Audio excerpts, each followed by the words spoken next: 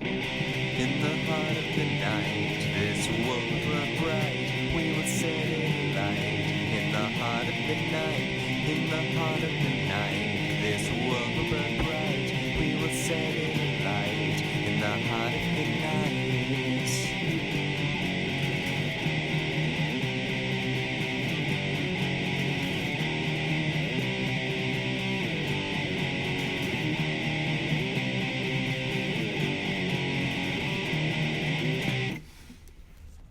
Hello everyone, I am Anthropomantic Fiend, and I do horror-related things on the internet. Today I am going to be talking about another black and white horror movie from the late 50s this time. This is I Bury the Living. This guy, his name is Bob Kraft, he's inherited this job working at this cemetery from his uncle George, who's decided to pass it on to him, whether he likes it or not. One of the main features in the little spot where he works is this big map of the cemetery with little pins in all of the different graves that are set to be put there for people who have decided, you know, I'm going to be buried here when I die. And there are white pins put in there for everyone who's there, who's living, and black pins pushed into the board for everyone who's died. Kraft at one point absent-mindedly pulls out some pins and sticks them in for some people, and they die. And he freaks out about this. One day he does it again and that person dies, and gradually he starts to feel that he has this strange power that has sort of turned this map into this giant voodoo doll where he will kill people, and tries to go and get help from people, and they don't believe him, and they try to test him in ways that cause more bodies to drop. We're not quite sure if he does have supernatural powers or if someone is picking people off to make it look like this, and it's really well done. The music in this movie feels more creative and distinctive than some scores. It still feels like standard horror music, but it's similar to the soundtrack for Dementia 13 in that it's got some harpsichord in it and some interesting arrangements that don't feel quite like a typical horror score, but they're very much in the same tradition as the classic spooky scores you'll see in a lot of horror movies. There's a little preface to the movie that's like, science has proven, I don't even remember totally what it says, but it's like, you see this in like a lot of 50s horror movies where it's just like, science has proven that this thing can cause people to do this thing, or has caused Earth to go in this direction, and now watch this movie and judge for yourself. So there's a little bit of text at the beginning, but to be honest, I kind of forgot about that, and I just wrote that down because I see those a lot and they always sort of make me grin, because it's just like,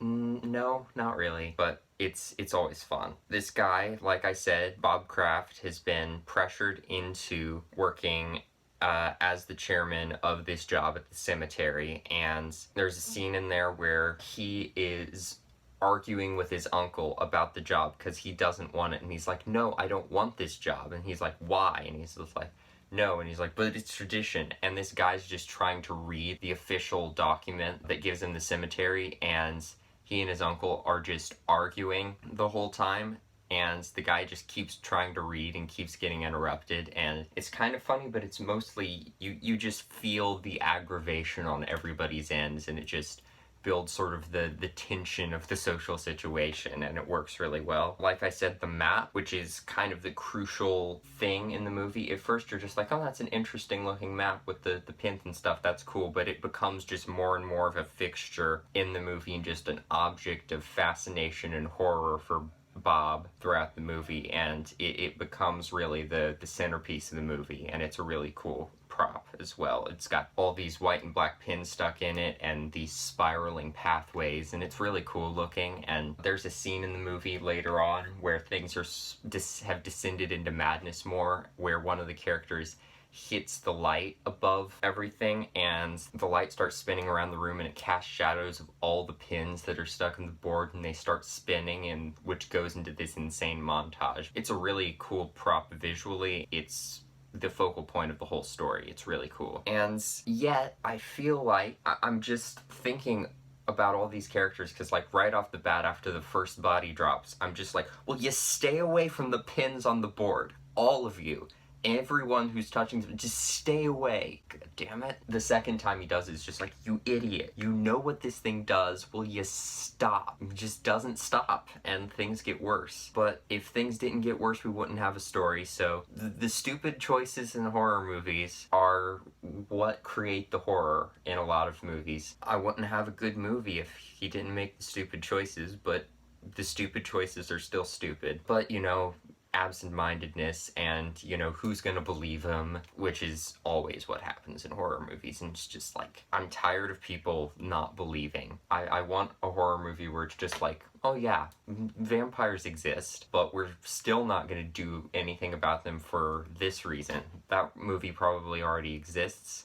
I've probably seen it and am forgetting about it right now, but I want more movies like that, as opposed to movies where it's just like, but this monster is real, and it's just like, that stuff doesn't exist. And it's not just this board. We sort of get the sense that there's something going on with Bob, because he has this sense that he's heard the sounds of names being carved into gravestones since he was a child in his dreams. There's this part where his wife believes he's just seeing images of him in her head that have like drawn her to him. Later she denies it and is just like, I'm just in love with you. There's not any kind of occult enthrallment here or whatever. But then later she's like, maybe there was. And there's always sort of this sense that maybe Bob has these occult powers, or maybe he's just going insane and the whole situation is sort of driving the other people involved over the brink. So there's always this element of uncertainty that I really, really like. Another one of the characters who is very important to the story is, I'm forgetting his name. He carves the gravestones and he works at the cemetery with Bob, and he's this old man who's got this very distinctive accent, which I couldn't take seriously at first, but I got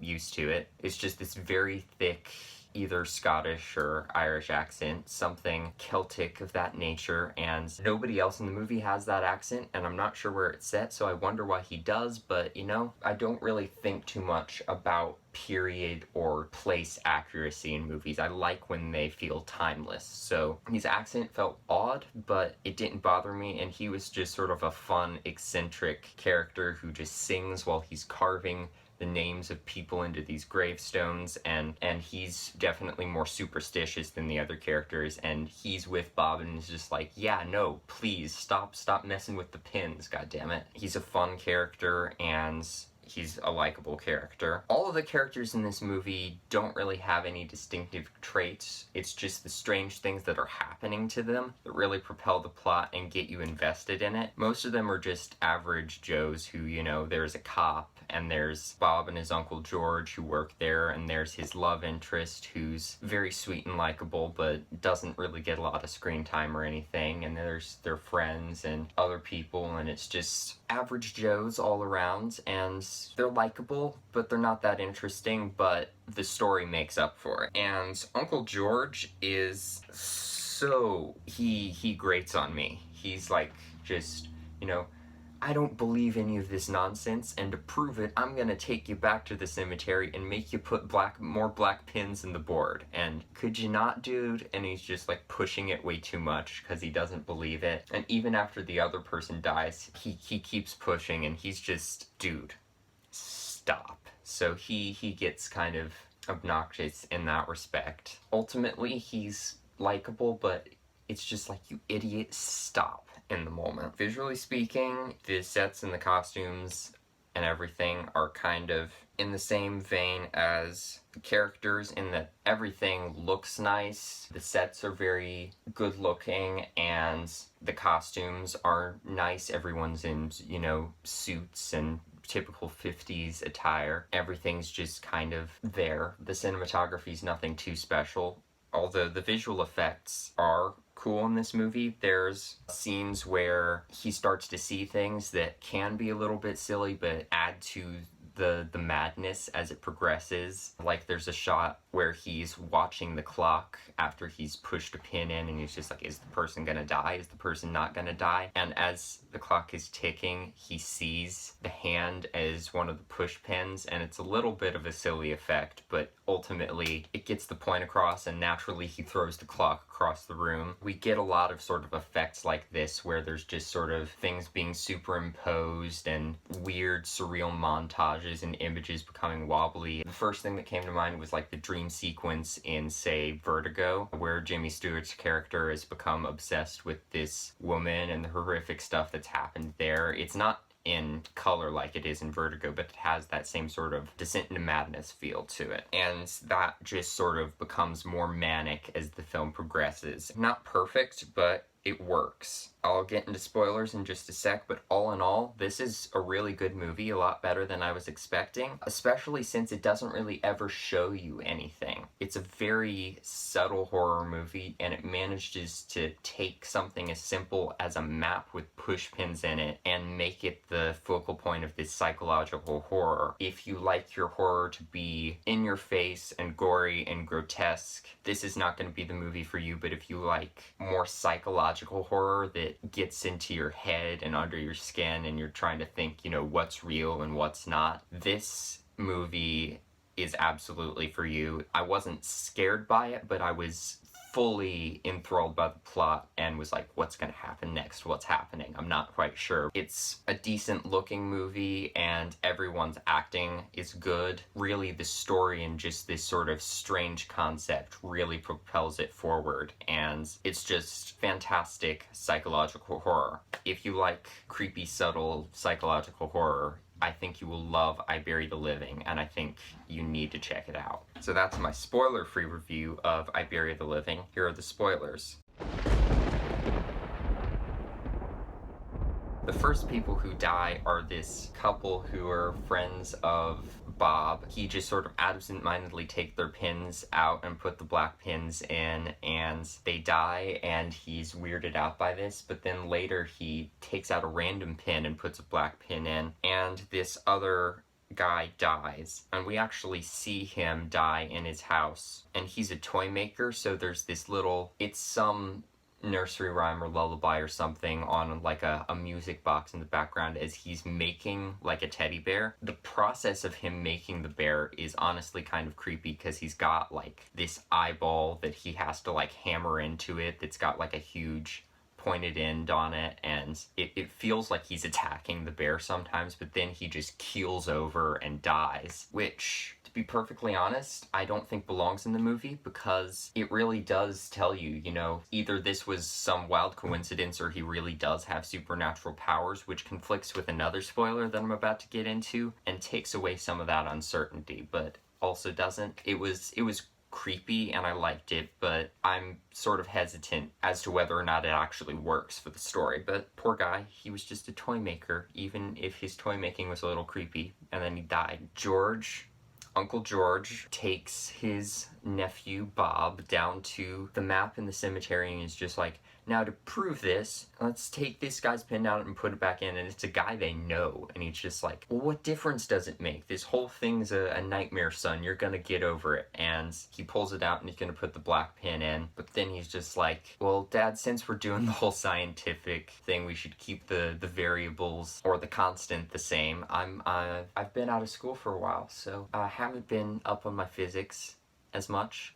Quick tangent, I will be starting some online school stuff more regularly fairly soon, so I don't know, I might slow down with the uploads of these reviews, but that was kind of the usual anyway, so that's a thing. But anyway, might as well keep the constant the same, and I should put the pin in, and so he does, and then sure enough, dude dies later. And he's decided, you know what, I'm not gonna do this anymore. But then when he goes back to this other office where his uncle and the rest of the committee of this company he's at are, the committee's like, you know what, the majority rule is decided before you leave, just so you'll get over all this nonsense, we want you to go back to the cemetery and take out all of our pins and put in black ones. And it's just like, why? This is committee of idiots. Why? But he does it. He goes back to the station and he does it. He has some sort of freakouts while he's there, and after he's put the pins in, he starts calling people to see if they're there, and sure enough, a couple of them have kicked the bucket already. And then as he's about to be like, you know what, my uncle's dead too, his uncle actually stumbles in through the door. The two of them are talking, and he's just like, well, see, here I am. And he's just like, but the black pin's in. I'm worried you're not going to live that long. And he's fingering the gun that he has in his desk at that point. It's just like, ooh, has this guy snapped? What's going on here? Is he gonna kill his uncle to fulfill the prophecy? He doesn't, but it's just sort of this weird little, what's going on here moment. But then his uncle takes out the black pin, and he's just like, well, looks like I'm safe now. But then later we see dude put the black pin back in, and it's just like, why? Why did you do it? Your uncle's dead now. Why'd you do it? And we don't get a reason why, but stupid decisions propel the plot forward. Shortly after that, this detective who he's put on the case, who has sort of started to accept, or so it seems, has started to accept Bob's weird ideas, tells him, this guy who's off in France, we just got news that he's died, so might want to change his pin. And then he changes it, and it's like, well, thank God he wasn't still alive. And it's just like, oh, but he was. And it's just like, God damn it, you tricked me. And he's just like, yeah, I did. Well, we had to test whether or not, because all these deaths have been in our local area thus far, we had to check if somebody who's off in France, if that would work on him as well. And it's just like, don't just kill people for the sake of proving a theory, you idiot. Shortly after that, yep, we get news that the guy's dead. Bob is just like, it's me. I have the power. And if I have the power of death, I have the power of life. And so he pulls out the black pins from the board and sticks white ones in. And then he goes out later to the graves, and the graves are empty, and it's just like, yikes. And I was half expecting some corpses to come lumbering in. In the final scene of the movie, this guy's on the phone talking, and it's just like, yep, that guy's dead, sure enough.